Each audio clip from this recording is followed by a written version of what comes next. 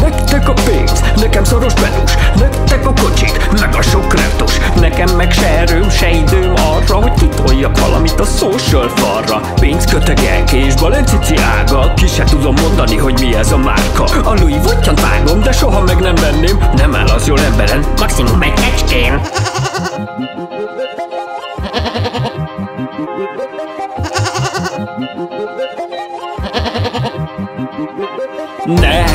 Nem mindegy, hagyjuk. Ne nyújj bele, gyere vissza. Nincs több mese ma már, csak semmi a puci. Irány az ágy, ez övön aluli. Értem én a flexet, de nekem nincsen mire. Feleségemnek nincs kacsa szája műcicie.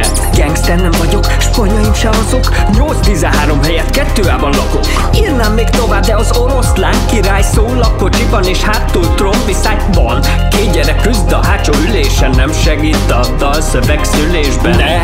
Nem mindegy, hagyjuk. Ne nyújj bele, gyere vissza.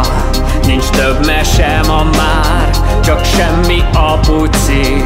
Irány az ágy, ez övön aluli.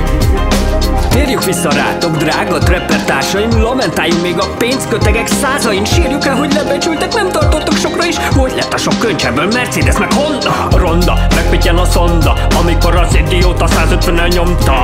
A városban, tilosban, pékség előtt pirosban, vészvillogott itt éve a legnagyobb dugóban. The life of a pussy, ez no joke, eh? Egykor kelni arra, hogy csattan a szemhéj. Amon a hányas gyerek ördögös telibe, ez a true highlight, yeah, jó, tessék el! Pörög a bláz, pattog a héz, periódusos rendszert beszedni brave. Nekem pedig a tejcsoki a drogom, már amikor van éppen hozzá jogom. Csoki teszel? Nem mindegy, hagyjuk. Ne nyújj bele, gyere vissza. Nincs több mese ma már, csak semmi a puci. Irány az ágy, ez övön aluli.